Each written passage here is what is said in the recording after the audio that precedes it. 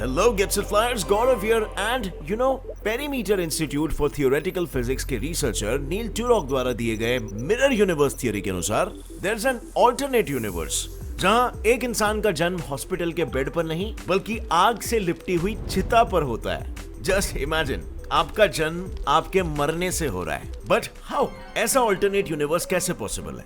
Well, how अभी के लिए छोड़ो, you must ask why to these creatures जो कॉस्मिक इन्फ्लेशन थियरी के अनुसार अगेन एक अलग ऑल्टरनेट यूनिवर्स के जीव है और डाइट में पत्थर खाना पसंद करते हैं, वो भी तब जब ये डायरेक्टली सूरज से एनर्जी एब्जॉर्ब कर सकते हैं। तो आखिर इस बिहेवियर की वजह क्या है? बट वेट, यूनिवर्स की बात करते समय अगर आपको यही इतना वियर्ड लग रहा है तो फिर इनके बारे में क्या कहोगे, जो वैसे तो अपने क्वांटम यूनिवर्स में हर तरह के रंग रूप में आते हैं पर असल में ट्रांसलूसेंट होते हैं। वेल, इस वीडियो में हम प्लैनेट्स की बात नहीं कर रहे हैं, हम यूनिवर्सेस की बात कर रहे हैं। So let's find out more about these creatures in our today's wonderful video titled different lives in different universes.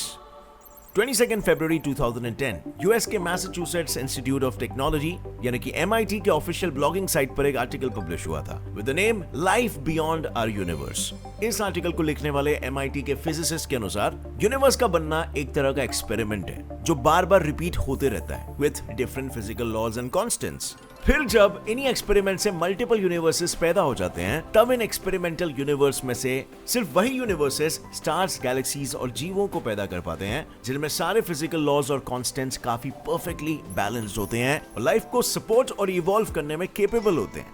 For example, अगर ग्रेविटेशनल कांस्टेंट प्रेजेंट वैल्यू जो कि ये है से कम होता तो ग्रेविटी इतनी कमजोर होती कि यूनिवर्स बहुत तेजी से एक्सपैंड होता और प्लैनेट्स वगैरह बनने के लिए समय ही नहीं मिलता। But at the same time अगर वो इस वैल्यू से ज्यादा होता तो ग्रेविटी इतनी स्ट्रांग होती कि बिग बैंग होते ही यूनिवर्स फिर से सिंगुलैरिटी में कोलैप्स हो जाता। So now that we know कि यूनिवर्सेस आर जस्ट एक्सपेरिमेंट्स, क्यों ना इन एक्सपेरिमेंट्स में हम अपने भी एक्सपेरिमेंट्स जोड़ दें अबाउट किस तरह की लाइफ यूनिवर्सेस में एग्जिस्ट करेगी if at all, depending upon various multiverse theories. अब भाई लोग, मल्टीवर्स की जब भी बात करते हैं तो बहुत ही एक्साइटिंग हो जाता है मामला। सो चलो शुरू करते हैं। सबसे फर्स्ट थियरी है the cosmic inflation theory of multiverse. Cosmic inflation theory is one of those theories जो मल्टीवर्स को अपने यूनिक अंदाज में एक्सप्लेन करते हुए ये कहती है जस्ट लाइक आवर यूनिवर्स जहां पृथ्वी पर ऐसे जीव रहते हैं उसी तरह there can be other universes too जहां पृथ्वी पर कुछ इस तरह के जीव रहते हैं। बट वेट अ मिनट, वहां पृथ्वी क्यों होगी और कैसे होगी? पृथ्वी तो हमारे यूनिवर्स में, right? Well, cosmic inflation theory के अनुसार आज से करीबन 13.8 बिलियन साल पहले जब बिग बैंग हुआ था तब ग्रेविटी और स्ट्रॉन्ग न्यूक्लियर फोर्स सेपरेट हुए और बची हुई इलेक्ट्रोवीक फोर्स यूनिवर्स को आपस में टाइटली पकड़कर रख नहीं पाई। इससे हुआ यूं कि हमारा यूनिवर्स एक्सपोनेंशियली एक्सपैंड होते गया, वो भी सिर्फ बिग बैंग से 10 raise to the power of -36 और 10 raise to the power of -32 seconds के बीच, जिसे कहा गया है द इन्फ्लेशनरी इपॉक। अब वैसे तो हमारे यूनिवर्स में इस इपॉक के बाद एक्सपेंशन स्लो हो गया और प्लैनेट्स एंड गैलेक्सीज को फॉर्म होने का मौका मिल गया, लेकिन कुछ कॉस्मोलॉजिस्ट का ये मानना है कि बाकी के यूनिवर्सेस ने अपने इन्फ्लेशनरी इपॉक को हो सकता है कि 10 रेज़ टू -32 सेकंड्स के बाद भी कंटिन्यू रखा हो, जिसके चलते उनमें अब तक गैलेक्सीज वगैरह बने ही नहीं, या फिर उन्होंने 10 raise to the power of -32 second से पहले ही इसे खत्म करके हमारे यूनिवर्स से भी पहले अपनी गैलेक्सीज वगैरह बनाना शुरू कर दिया। Interesting, right? पर आज भी दुनिया भर में ये चीजें सिर्फ लिमिटेड लोग ही जानते हैं, क्योंकि ना ये चीजें स्कूल में सिखाई जाती है और ना ही कोई इनके बारे में बात भी करता है। और ये सारी ही थियोरेटिकल चीजें हमें तभी पता चलती है जब साइंटिस्ट या ऑथर्स इन पे अपना रिसर्च पेपर या बुक लिखते हैं, जैसे स्टीफन हॉकिंग ने अपनी किताब a brief history of time from big bang to black holes में किया, ताकि लोग उनके नॉलेज और डिस्कवरी से सीखे और उनके आगे के नए सोच के दरवाजे खुले। बट बहुत से लोग ऐसे ही ग्रेट ऑथर्स की जिंदगी बदल देने वाली किताबें नहीं पढ़ पाते क्योंकि वो इंग्लिश में लिखी होती है। और इसी प्रॉब्लम के एग्जैक्ट सोल्यूशन के लिए कुकू FM ऐप आपको यूज करना स्टार्ट करना चाहिए, क्योंकि यहाँ पर आपको हिंदी जैसे लैंग्वेज में किताबें मिलेंगी, वो भी ऑडियो फॉर्मेट में, जिसे आप अपनी डेली लाइफ में मल्टीटास्क करते करते भी सुन सकते हो। यानी आपको पन्ने पलटने की कोई जरूरत नहीं है, आप इन्हीं किताबों और यहाँ पर मिलने वाली बुक समरीज से 1000+ आवर्स का कंटेंट लाइब्रेरी पा सकते हो, जिसमें genres like biography, self help, motivation, finance, leadership, career, literature सब कुछ इंक्लूडेड है। ऑडियो बुक समरीज सुनने से आपका समय भी बचता है क्योंकि आप कम समय में ज्यादा किताबें रीड कर सकते हो। और ये सब आपको मिलेगा 50% डिस्काउंट के साथ सिर्फ 199 रुपीज में 22 फरवरी से 28 फरवरी के बीच, अगर आप मेरा प्रोमो कोड FEB50 यूज करोगे तो। अब फ्रेंड्स, क्योंकि गेट्स इट फ्लाई और कुकू एफएम का मिशन बिल्कुल यही है, नॉलेज को फैलाना, इसीलिए 50% डिस्काउंट पॉसिबल हो पाया है। So click on the link in the description below and go download now. This can truly be one of your greatest investments. So friends, जैसे कि मैंने बताया, हो सकता है हमारे यूनिवर्स के बनने से पहले दूसरी गैलेक्सीज बनकर तैयार हो गई हो, यानी जिन यूनिवर्सेस का इन्फ्लेशनरी इपॉक हमारे यूनिवर्स के इन्फ्लेशनरी इपॉक से पहले खत्म हुआ होगा, उनमें अर्थ हमारे अर्थ से भी पहले ही फॉर्म हो गया होगा और प्रेजेंटली सूरज का हैबिटेबल गोल्डीलॉक जोन उसके आगे भी सरक चुका होगा, which means वहां का अर्थ मस्ट करंटली भी गर्मा गर्म, इतना गर्म जिस पर carbon based life form survive ही नहीं कर सकते। इसीलिए ऐसे अर्थ पर वहां के लाइफ फॉर्म्स ने धीरे धीरे एवोल्यूशन के चलते कार्बन की जगह उसके बड़े भाई सिलिकॉन को अपने डीएनए, आरएनए और अन्य मॉलिक्यूल स्ट्रक्चर्स में इनकॉर्पोरेट करना शुरू भी कर दिया होगा, क्योंकि number 1 silicon is more abundant on earth than carbon, number 2 silicon भी कार्बन जैसे लंबे चेन्स बना सकता है, जिसका मतलब डीएनए बनना पॉसिबल है, number 3 silicon is more stable then carbon at high temperatures. ऊपर से वो सिलिकॉन ही है जो हमारे सोलर पैनल्स में सोलर एनर्जी को एब्जॉर्ब करने लायक बनाता है, which means पॉसिबल है कि उस अर्थ पर इवॉल्व हुए सिलिकॉन बेस्ड इंसान और जानवर जादू की तरह धूप से ऊर्जा लेते होंगे और खाने में पत्थर और मिट्टी खाते होंगे। What? Seriously? Well, अगर धूप से एनर्जी मिल रही है तो खाने पीने की क्या ही जरूरत है, एंड दैट टू पत्थर।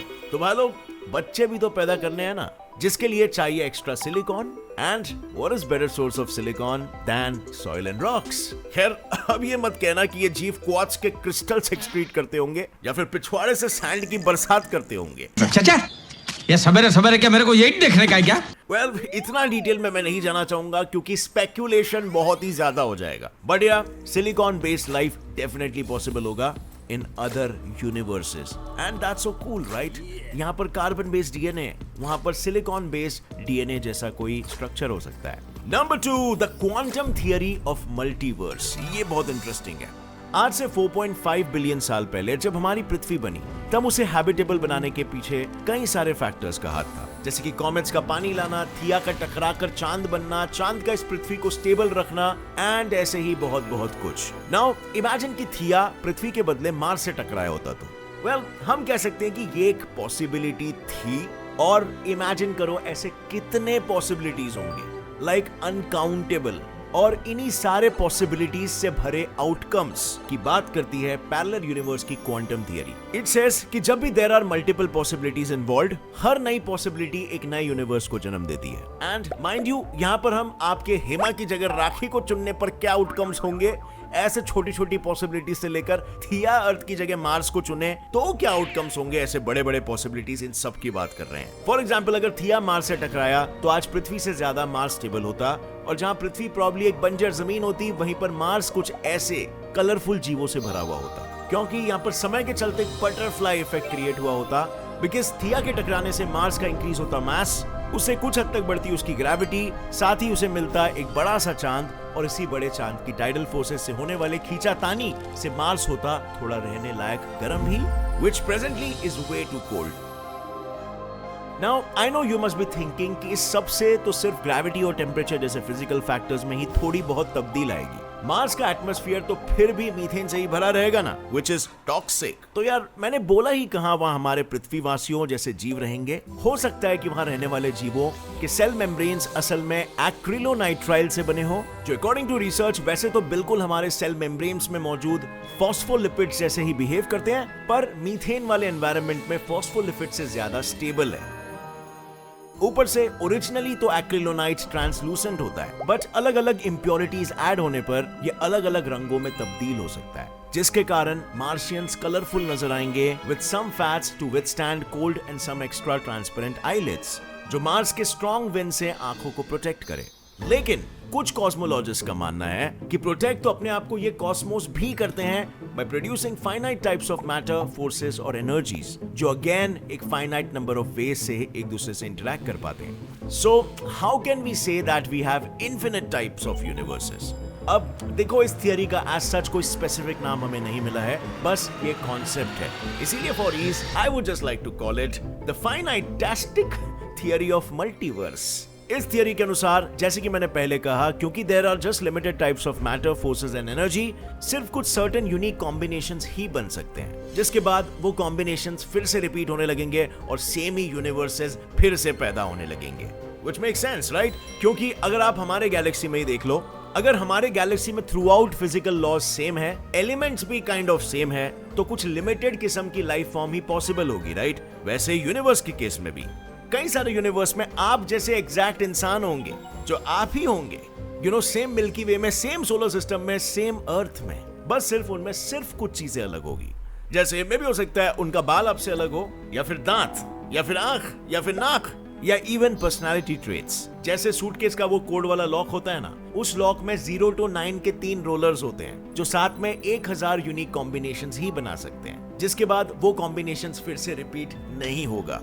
यानी प्रेजेंटली जैसे आप क्यूरियोसिटी और इंटेलिजेंस से भरे हुए हो, किसी और रिपीटेड यूनिवर्स में आपका हमशक्ल भी शायद उसी तरह के क्यूरियोसिटी और इंटेलिजेंस से भरा हुआ होगा, बट मे भी हो सकता है कि आज आप 18-20 साल के हो और वो वहां पर बस पैदा हो रहा है। तो मतलब basically it works like a loop. और इस यूनिवर्स को छोड़कर और जो कुछ भी हो सकता है ना, वो सब कुछ किसी ऑल्टरनेट पैरेलल यूनिवर्स में हो रहा है, और होगा, और होके रहेगा, अगर अब तक नहीं हुआ है तो। This is mind blowing, right? ये थियरी क्वांटम वर्ल्ड के फंडामेंटल नेचर को स्टडी करके निकली है। बट क्यों ना इसी यूनिवर्सल लूप का हिस्सा बनकर फिर से बिग बैंग के दौर में चले जाए, बिकॉज सी हमारी नेक्स्ट थियरी जो है ना, वो शुरू ही वहां से होती है, और इस थियरी का नाम है द मिरर यूनिवर्स थियरी। ये भी एक फैसिनेटिंग थियरी है, मैं आपको एक्सप्लेन करता हूं। सोचो कि एक यूनिवर्स है जिसमें एक चूजा अंडे के अंदर जाता है, फिर वो अंडा मुर्गी के अंदर जाता है, और फिर वो मुर्गी चूजे में तब्दील होती है, और वो चूजा फिर से अंडे में घुसता है, और ये लूप चलते ही रहता है। Sounds familiar, right? ये वही वेल नोन पैराडॉक्स है जो हमारे यूनिवर्स का सिरदर्द बन के रखा है। फर्क बस इतना है कि इस यूनिवर्स में it is running in reverse. In fact उस यूनिवर्स के एक एवरेज इंसान का लाइफ साइकिल भी कुछ ऐसा ही होता है। जलती हुई चिता का बुझना, मरे हुए बूढ़े इंसान का आंखें खोलना, उस बूढ़े इंसान का जवान होना, फिर जवान इंसान का बच्चा बनना, और उस बच्चे का अपनी माँ की कोख में घुस जाना। क्या मस्त जिंदगी जी गया बुढ़ऊ।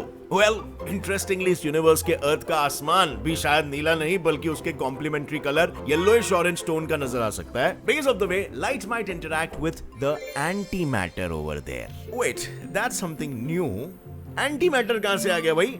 वेल, ये सब मैं नहीं कह रहा, वाटरलू ओंटारियो में स्थित perimeter institute for theoretical physics के रिसर्चर नील टुरॉक का मानना है। नील के अनुसार जब बिग बैंग हुआ था ना, तब एक दिशा में हमारा यूनिवर्स एक्सपैंड हुआ था, और उसके ऑपोजिट दिशा में हुआ था एक मिरर यूनिवर्स, जो दिखने में तो मोर और लेस हमारे यूनिवर्स के मिरर इमेज जैसा ही था। बस फर्क इतना था कि जहां पर हमारा यूनिवर्स मैटर से बना हुआ था, वो यूनिवर्स एंटी मैटर से बना था। And now why I am saying था, बिकॉज़ इस थियरी के अनुसार टाइम हमेशा फॉरवर्ड डायरेक्शन में ही बढ़ता है, and that cannot be reversed। इसीलिए ये मिरर इमेज एक्सपैंड होते ही अपने फ्यूचर में पहुंच गया था, एंड अब वो पास्ट में यानी सिंगुलैरिटी के तरफ बढ़ रहा है, जिसके बाद वो सिंगुलैरिटी में मिल जाएगा, और फिर किसी ऑर्डिनरी यूनिवर्स की तरह हमारे यूनिवर्स की दिशा में ही एक्सपैंड होने लगेगा, ultimately leaving behind just one universe, our universe. Mind blowing, right? और फ्रेंड्स, ये मॉडल कुछ इस वजह से निकला है क्योंकि यूनिवर्स में if there is matter, it has to has its anti particle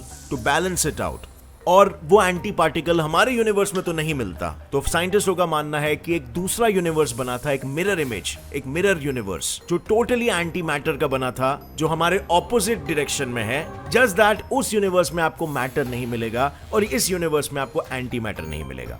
अब क्योंकि एंटी मैटर की भी सेम केमिस्ट्री होती है एज नॉर्मल मैटर, जस्ट सिर्फ पार्टिकल्स के चार्जेस उल्टे होते हैं, तो इस मिरर यूनिवर्स में भी हम similar he form of life को एक्सपेक्ट कर सकते हैं। एंड क्योंकि मोस्ट प्रोबेबली वहां पर मैटर नहीं होगा, तो लाइफ भी प्रीटी मच स्टेबल ही होगी। बस सिर्फ वहां पर टाइम ऐसा वियर्ड बिहेव करेगा कि वो फ्यूचर से पास्ट में जाएगा, which is really so fascinating, right? अब friends, forget about life beyond our universe। अगर लाइफ सिर्फ हमारी गैलेक्सी के बियॉन्ड भी हो, तब भी वहां से किसी लिविंग ऑर्गेनिज्म का सिग्नल हमारे पृथ्वी तक पहुंचना, इसमें कई हजार साल लग जाएंगे। ऊपर से इसकी भी क्या गारंटी है कि लाइट स्पीड से भी तेज यूनिवर्स एक्सपैंड हो रहा है उस एरिया में, वरना ये यूनिवर्स उस सिग्नल को हम तक पहुंचाएगा भी ना। और इसी को तो हम कहते हैं फर्मी पैराडॉक्स। तो सबसे पहले, instead of worrying about other universes, let's just worry about हमें क्या लाइफ के सिग्नल्स मिले हैं अब तक। बिकॉज सबसे पहले तो हमें इस फर्मी पैराडॉक्स को ही ओवरकम करना पड़ेगा। आपकी क्या राय है इस विषय पर? क्या फर्मी पैराडॉक्स को ओवरकम करना पॉसिबल है हमारे जीवन काल में? और फ्रेंड्स, कैसा लगा ये यूनिवर्स का पॉसिबिलिटी से फिल्ड वीडियो? हमने जितना हो सके उतना साइंटिफिक बेसिस पर और रिनाउंड साइंटिस्ट के वर्क पर स्पेक्यूलेशंस करने की कोशिश की है ताकि आप उसके पीछे के फिजिक्स को भी समझ सको। और इसके साथ याद रखना, कुकू एफएम पर 50% डिस्काउंट पाने की डेट 22 से 28 फरवरी है और फेब 50 कोड को इस्तेमाल करो और रीडिंग हैबिट को कल्टीवेट करना शुरू करो। अगर ये वीडियो से कुछ भी नया सीखने मिला तो एक लाइक जरूर ठोकना। Get Set Fly Science channel को अभी सब्सक्राइब कर लो और बेल नोटिफिकेशन दबा दो, क्योंकि आगे आने वाली ऐसी इंटरेस्टिंग नॉलेजेबल वीडियोस आप कभी भी मिस नहीं करोगे। Stay curious fellas, take care, Jai Hind.